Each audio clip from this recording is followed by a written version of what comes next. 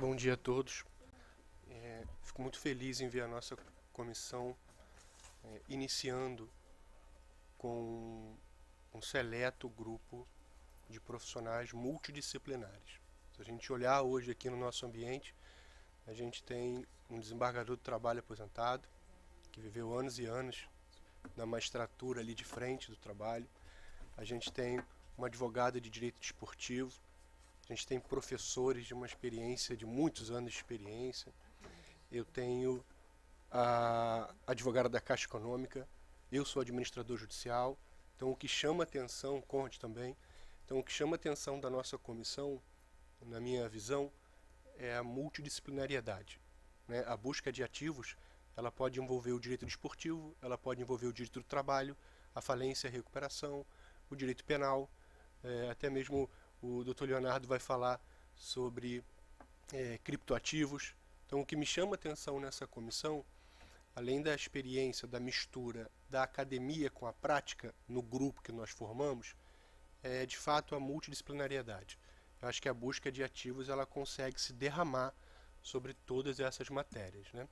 Então, hoje a gente vai ter o prazer de ouvir aqui dois grandes professores aqui do Rio de Janeiro, a professora Carla, o professor Leonardo, que muito nos honram de fazer parte dessa comissão, aceitaram esse desafio, que é participar de uma comissão que não é tão grande como as outras, que traz um tema mais sensível, um tema mais peculiar, que é essa busca de ativos.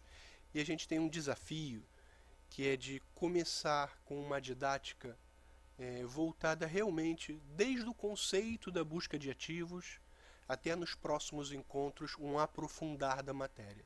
Então eu acho que a didática vai fazer parte dessa comissão, até porque ela envolve professores em sua grande maioria. Então eu fico muito feliz com o grupo que nós formamos, porque representa ali uma capacidade técnica expressiva. E isso é o que eu queria ver numa comissão. Então, quando a Mônica me chama para essa comissão, o que mais me agrada é saber que a gente poderia escolher pessoas realmente, não só convidados para a comissão. Então, colocar o amigo de um, amigo de outro, não foi esse o nosso foco. Nosso foco foi, de fato, colocar profissionais de várias frentes do direito e todos com uma competência ali reconhecida, principalmente no Rio de Janeiro, tá? Então, nós vamos hoje começar com a professora Carla, e é muito difícil resumir, né, o currículo tanto da Carla quanto do Leonardo. Resumir ali é uma tarefa bem complicada. Eu tentei anotar algumas coisas aqui. A professora Carla, ela, além de... Eu vou começar dos artigos que ela escreve. Todos nós conseguimos ali ter acesso facilmente na internet, numa boa biblioteca, numa livraria. São artigos que fazem a gente refletir. A professora é doutora em Direito Econômico pela Universidade Gama Filho, grupo de líder em grupos de pesquisa. E o que mais chama atenção e o que mais, penso eu, como professor, o que mais me orgulha quando alguém fala é falar a professora Carla. Então ela é uma professora. Então eu poderia aqui citar o currículo dela, depois vou citar o do Leonardo, mas o que eu chamo desde já a atenção é que são professores. E eu não consigo ver, pela minha origem também em sala de aula, um outro adjetivo aqui do currículo. Eu poderia falar do doutorado dela, da liderança em pesquisa, em outros trabalhos, mas a professora Carla, né? coautora, a professora Carla, está aqui para nos abrilhantar com suas reflexões sobre a matéria. Então, é muito bom poder ouvir uma professora que está todo dia ali debatendo com os alunos, estudando, preparando aula. Acho que o fato de serem dois professores hoje aqui nos traz uma oportunidade muito boa de ouvir sobre o tema busca de ativos. Professora, é um prazer fazer parte dessa comissão com a senhora. Fique bastante à vontade, viu?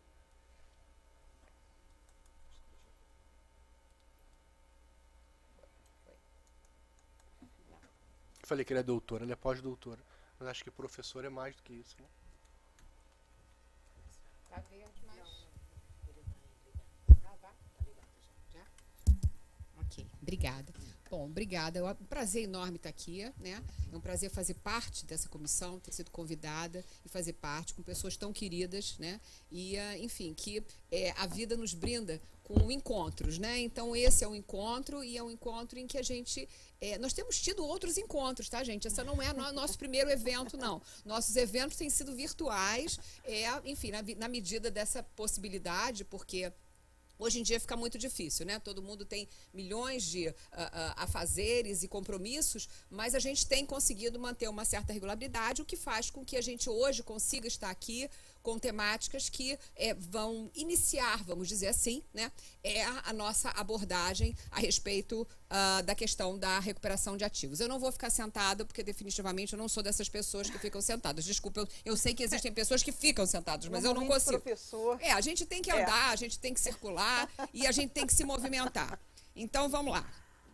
Eu preparei aqui um material para vocês, tá?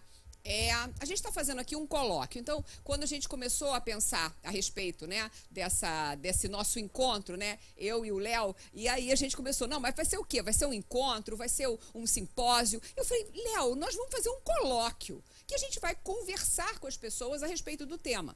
Até porque o que a gente consegue perceber, e que foi muito bem destacado pela Mônica, eu vou falar Mônica, não, tá? pelo amor de Deus. Então, pela Mônica, foi exatamente isso, né? Nós estamos tentando descortinar um tema que, muitas vezes, ele é tratado de uma maneira até mesmo, assim, por conta da... Gente, olha só, ignorância não é nada não é um adjetivo aqui que eu esteja qualificando de uma forma negativa, mas ignorância é ignorar. Então, por ignorar, né, a transversalidade desse tema, muitas pessoas acham que, mas isso não... O que é isso, né? O que quer dizer isso? Então, existe uma falta de conhecimento. Então, a nossa ideia aqui, né, e eu acho que as comissões, elas são bem para isso, e a própria Mônica colocou aqui para a gente, né, que o que a gente está fazendo, e eu acho que é importante, fazer com que o nosso público, ou seja, os advogados, os recém-formados e os também não recém-formados, que se deparem com situações onde há necessidade de um estudo maior, de um compromisso com o conhecimento, essas pessoas possam encontrar, né, naquilo que a gente vai abordar aqui, uma fonte importante para fazer com que, enfim, os seus processos andem e, obviamente, que recuperem esses ativos. Como a gente coloca aqui, é um assunto transversal, não tem jeito. Então, nós vamos ter que abordar uma série de outras áreas do direito que vão estar ali permeando a recuperação de ativos. E, obviamente, que os fundamentos podem ser diferentes, né, para... enfim, alcançar, né, esse objetivo, mas que no final das contas a gente vai ter que se utilizar de ferramentas, né, e essas ferramentas vão fazer a diferença na hora de buscar. Bom, o que eu coloquei aqui? Primeiro eu tentei definir uma questão central. Então, qual é a nossa questão central, né? Decorre da origem dos ativos, principalmente, né, objeto da recuperação, em função de serem considerados, muitos deles, oriundos de atividades ilícitas, funcionando como lavagem de dinheiro. Então, na verdade, eu me ative a esse tipo de percepção. É lógico que a gente vai ter de uma série de outros, mas esse aqui foi a questão central que eu abordei. Bom, da onde a gente vai tirar isso? É lógico, né, a fonte mãe de todos nós, que é a Constituição. E no caso aqui, a Constituição Econômica, artigo 170, que vai falar sobre a ordem econômica e financeira. E que aí a gente tem a função social da empresa. Bom, essa função social da empresa está assegurada através de quê? Da livre concorrência. Então, nós temos um mercado livre de entrantes e de permanência. Todas as vezes que alguma coisa muda um pouco esse perfil, nós teremos uma burla, né, uma infração à ordem econômica, ou de alguma maneira, né, nós teremos algum outro tipo de desvio, que seriam os atos de concentração, onde a gente pode verificar que os grupos econômicos também fazem parte. Continuando aqui, onde é que se aplica? Então, a gente vai ter diferentes ambientes. Então, a gente tem em nível nacional, em nível internacional, e aqui eu coloco em nível nacional decorrente de práticas privadas, mas também públicas, tanto no universo circunscrito aos agentes estatais, como em sua relação com o ambiente privado. Então, na verdade, o que a gente está falando? Está falando o seguinte, olha, se espraiou de uma maneira, né, que é difícil você conseguir delimitar. Então, a delimitação também é um elemento muito complicado quando a gente fala de recuperação de ativo. Qual é a novidade? Bom, se é que a gente pode dizer que isso é novidade, né? É a grande descoberta, talvez, né? A prática reiterada, né? Mas que com a inovação tecnológica teve um incremento pelo agente infrator, no primeiro momento, né? Mas que, por outro lado, fortaleceu. Por quê? Porque forneceu ferramentas, instrumentos, né, mais sofisticados e digitais também para o rastreio. Então, se as inovações tecnológicas, elas trouxeram, por um lado, algo que poderia ser um incremento dessas práticas, por outro lado também, a gente tem ferramentas importantes e instrumentos para rastrear, né, em função dessas práticas. Bom, aqui eu tentei, né, desenhar, né, o que poderia ser esse ativo. Gama considerável de bens de natureza econômica e financeira, tais como bens móveis, imóveis, moedas, mas também ativos digitais, cujo rastreio requer a utilização de ferramentas específicas, que é o que a gente vai ver aqui, né, com o professor Leonardo. Bom, qual é a grande questão? Transversalidade intrínseca. Então, o que a gente está vendo? Olha, não está só nesse ambiente aqui ou naquele ambiente. Está passando por absolutamente tudo. Então, pensamos em recuperação de ativos, vamos ter um universo muito mais amplo, né? E aí a gente precisa abordar algumas questões relevantes. E aqui eu parto da questão da economia de mercado. A gente vive numa economia de mercado, onde o fenômeno empresarial, ele tem um protagonismo, né? O problema, o grande lado que pode ser encarado como negativo, se é que a gente pode entender dessa forma, é que, do outro lado, existe uma manipulação. Então, na mesma proporção que nós temos, né, um incremento desse mercado e as empresas funcionando, né, a partir dos seus stakeholders, com sua função social e tudo isso, de outro lado a gente vê esse mesmo agente econômico funcionando como um elemento que está sendo, de alguma maneira, tratado, manipulado, exatamente para não aperfeiçoar aquilo que a própria Constituição coloca. Então, é uma maneira inadequada e fraudulenta, né, de desviar os recursos, né, que são, enfim, ali obtidos. E eu coloquei aqui, né, na medida em que o crime organizado entende e se utiliza desses agentes econômicos estruturados, então a gente vai ver aqui que eles vão estruturar operações, né? Então, o que eles estão fazendo, né? Eles estão seguindo aquilo, aparentemente, seguindo as regras societárias. Isso, aparentemente. E vai cumprindo regras de Constituição e tudo mais. Mas aí eles se sentem absolutamente isentos e impunes, né? E quando eles são descobertos, o que eles fazem? Eles se reorganizam, mais uma vez, e se utilizando de um aparato de alternativas que estão, né, na própria legislação. Então, as estruturas, elas vão se recompondo, mas, aparentemente, se você, num primeiro olhar, visse aquela estrutura, aquele agente econômico, você dizer, não, ele é regular, ok, mas qual é o objetivo? O que ele tem por trás, né?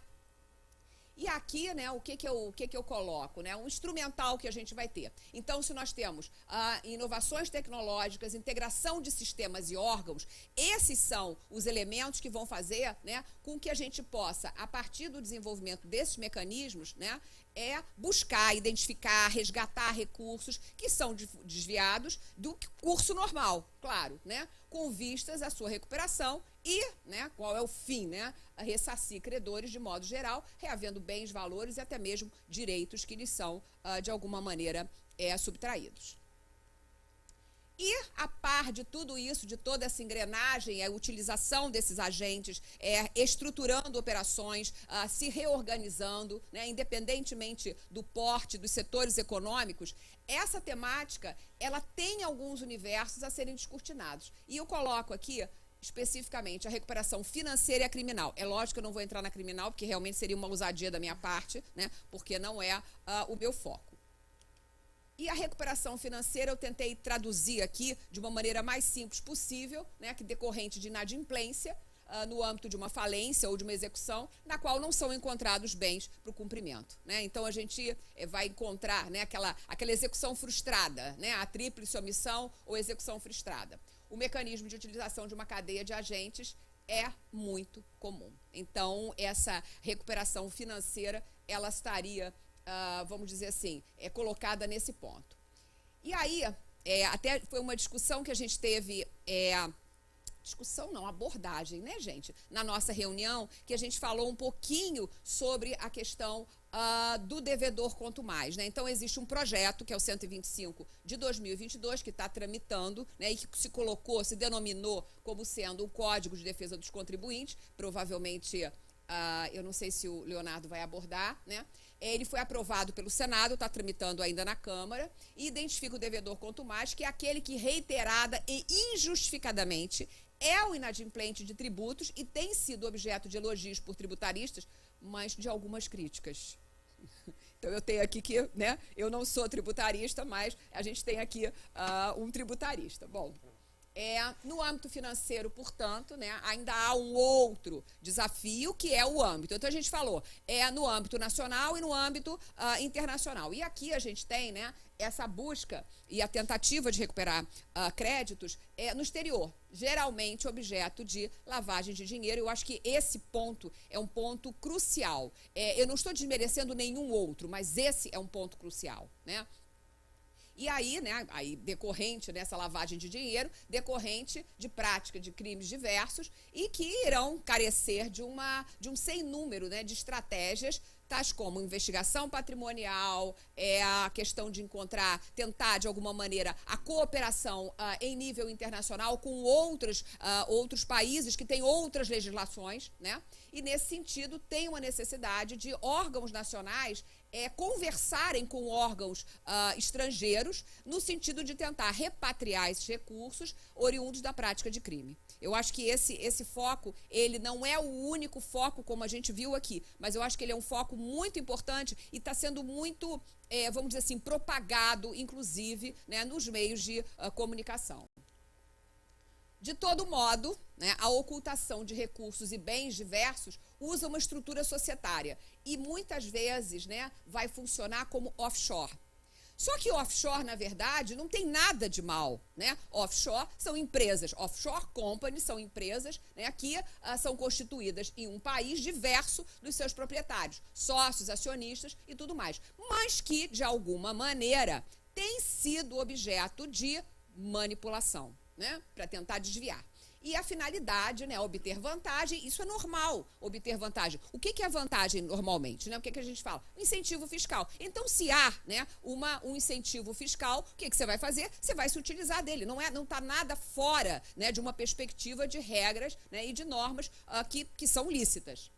E proteção patrimonial, que a gente vê que hoje em dia, né, com essa mudança toda, que vem essa reforma tributária por aí, a gente sabe que, de alguma maneira também, a gente vai ter que ter algum tipo de proteção, mas se isso está na lei, estamos falando que isso é absolutamente ilícito. Muito bem. Portanto, algo absolutamente regular, né, mas que pode ser utilizada como instrumento de fraude. Esse é o grande problema. Então, o que a gente está percebendo aqui? Né? Que estruturas que são regulares estão sendo manipuladas, como se tudo isso fosse lícito e correto.